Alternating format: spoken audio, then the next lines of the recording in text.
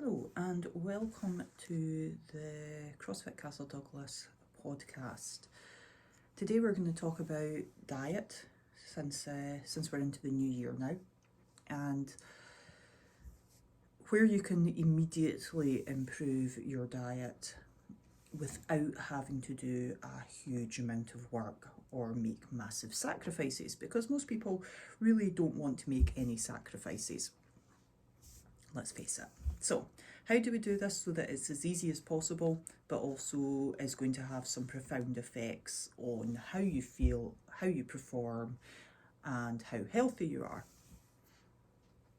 So I have some basic principles, and they're all easy to implement in terms of the basic understanding of them. The difficulty comes in the consistency, and ultimately consistency will always trump everything else. So no diet will work if you are not consistent. And equally, to a large extent, most diets will work if you are consistent. So what does that mean in terms of it working? Well, any diet in terms of weight loss and body composition will work if you stick to the rules and the guidelines. So keto will work, Scottish Slimmers will work. You know, these things will work in terms of your body composition and your body weight if you stick to the rules. What sometimes these things don't address, and sometimes, I'm not picking on any diet in particular, is the health factor. So yes, every single pound of body weight you lose, assuming that you're carrying excess weight, will have a positive impact on your health. So there are some of you for sure who either want to maintain body weight or certainly don't want to lose it. And the good thing about this, what I'm going to talk about in a minute, is that this way of eating works for everybody. So if you want to maintain your body weight or even increase your body weight or lose body weight, which is like the vast majority of people, that's what they're after, then this will work. This will also work for body composition. So you might think this is some sort of like magic, like secret formula. It's not, and that's the sad reality of most things to do with nutrition. You can certainly spend an awful lot of money on products and on ideas, when actually the principles are really pretty simple and straightforward. So let's get into it.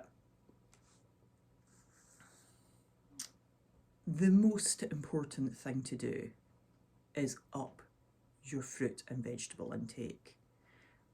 I know you've been getting told this since you were in primary school. It still remains to be true. So more fruit and vegetables. Now, there's a sort of benchmark that's popular in the CrossFit community of 800 grams of fruit and vegetables. I like it. I've done it for a very long time. It works. It's a nice number. It is an arbitrary number, okay? It's not. It's based on it's enough to allow you to be healthy. It's also sustainable. It's doable. Could you eat more than that? Yes, absolutely. If you eat less than that, will you keel over and die? Have you? Because you're probably not already eating 800 grams of fruit and vegetables, and assuming you're listening to this, you are probably still alive. So 800, if you stuck to that day by day, week by week, month by month, you will reap the rewards. Now, the other nice thing about doing it, though, is that you will also reap the rewards immediately, okay? So the first day that you manage to eat 800 grams of fruit and vegetables, you've moved the needle. So you don't need to wait a week or a month to see body weight changes. The fact that you ate 800 grams of fruit and vegetables today has moved the needle. You are now healthier and you will feel the benefit of that. So what does that need to look like? Well, it can really look like anything you want. It can be, there's no fruits and vegetables that are off the table. If you want to eat 800 grams of pineapple, go ahead. The reality is you won't, right? Okay, so you might be like, oh my God, she's saying that you can eat 800 grams of banana. You won't. Like, this is the thing, you won't. Your palate and your body will not allow you to overconsume any one thing. Which is, it's really interesting because that's very inverse to somebody eating like 800 grams of Pringles. Is that possible? I don't know. Anyway, in theory it seems like it would be. Fruits and vegetables don't have that same salty, addictive taste. Would you eat 800 grams of chocolate? Probably, I don't know. People do, I guess. Again, though, it's very easy, high calorie, quick to consume. Now, the nice thing about the fruits and vegetables, much less calorie content. Okay, so 800 grams of fruit and vegetables, what are you getting? You're getting vitamins, minerals, you're getting fibre, you're getting a nice... so here's the thing. When you eat the 800 grams of fruit and vegetables, is going to push out some of those other things as well. So you're getting a nice boost to your health, but you're not only adding to the vitamins and minerals and the fibre, you're also removing some other things from your diet inadvertently. So by eating the fruits and vegetables, you're probably now not eating the Pringles. That's the idea, all right?